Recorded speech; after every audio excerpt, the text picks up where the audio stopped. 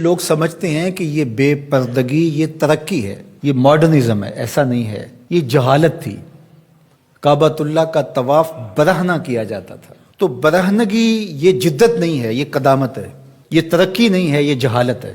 اس سے اسلام نے نکالا ہے اور پردے کی طرف اسلام انسانیت کو لے کر کے آیا ہے. کان رسول اللہ صلی اللہ علیہ وآلہ وسلم اشد حیاء من اظراف خدرہا. کمواری لڑکی پردے میں لپٹی ہوئی جس طرح حیادار ہوتی ہے، حضور اس سے بھی زیادہ حیادار تھے. تو یہ ہمارا دین ہے. لیکن مغرب اور لادینی قوتیں جانتی ہیں کہ پردہ اسلام کا شعار ہے، اور انہوں نے پہلے اس کو کمزور اس طرح کیا جس طرح ایک رواج کسی نے کہا. بعض بڑے بڑے چینلز کے اوپر بیٹھ کے نام نہاد مفکرین کہتے ہیں یہ عرب کلچر تھا. عرب کلچر تو برہنگی تھا. عرب کلچر تو برہنہ طواف کرنے کا تھا. گھروں پہ جھنڈے بدکار خواتین کے چھتوں کے اوپر عرب میں لگتے تھے. تو یہ پردے کا تصور کلچر نہیں ہے، بلکہ یہ سنت زہرا سلام اللہ علیہا.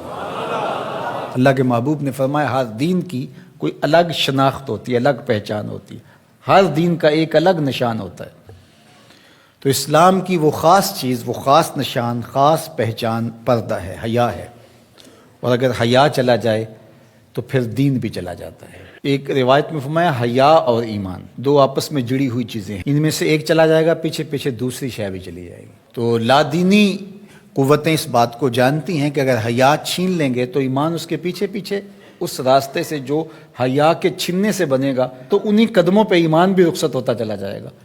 تو لہٰذا ان کو یہ کہو کہ تم ترک ایمان کرو تو یہ تو کبھی راضی نہیں ہوں گے. تو اس لیے انہیں پردے کا ترک کروایا جائے، انہیں حیا کے جوہر سے محروم کیا جائے تاکہ یہ ایمان کے جوہر سے بھی محروم ہو جائیں.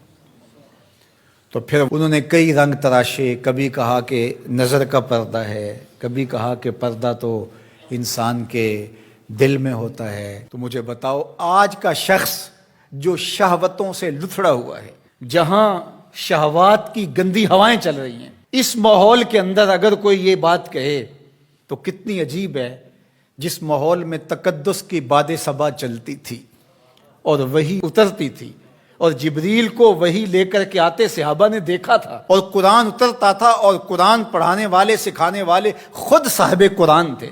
وہ صحابہ ان کو جب پردے کا حکم دیا گیا اور ان کو نظریں نیچی رکھنے کا حکم دیا گیا تو میں اور آپ کون ہوتے ہیں؟ جب ابو بکر و عمر کو کہا گیا کہ نگاہوں کو نیچا رکھنا، جب عثمان و علی سے کہا گیا کہ نگاہوں کو نیچا رکھنا، جب سیدہ عائشہ، حضرت ام سلمہ، حضرت میمونہ، حضرت زینب، سیدہ فاطمہ تو زہرا سے کہا گیا کہ تم اپنے پردے کی حفاظت کرنا، تو مجھے بتائیے اس تقدس مآب ماحول کے اندر بھی جب پردہ کرنے کے لیے مومنوں کی ماؤں کو حکم دیا گیا، اور ابو بکر و عمر، عثمان و علی عشرہ مبشرہ جن کی جنت کی ضمانت بھی رسول اللہ نے دی ہے، تو جب ان کو بھی کہا گیا کہ نگاہوں کو نیچا رکھنا تو میں اور آپ کس شمار میں ہیں؟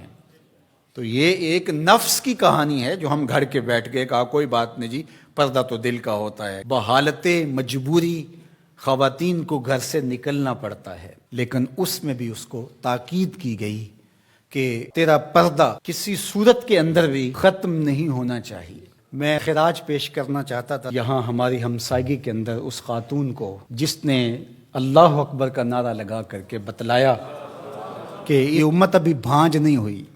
اس امت میں آج بھی بیٹیاں موجود ہیں جو اپنی آبرو پر پہرا دے سکتی ہیں، اور یہ حالات بتاتے ہیں کہ یہ امت مرنے کے لیے نہیں قیامت تک قائم رہنے کے لیے پیدا ہوئی ہے انشاءاللہ.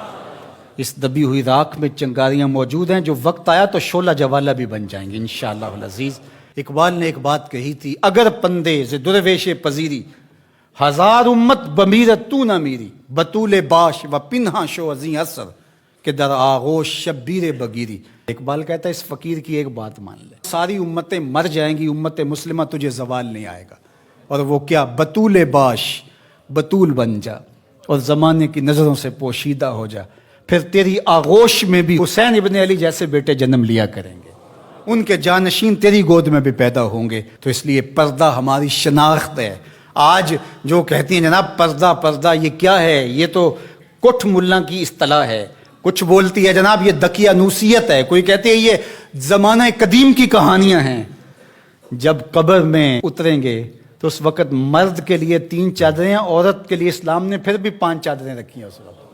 اس کا کفن بھی الگ رکھا ہے اس لیے کہ وہ پردے کی چیز ہے.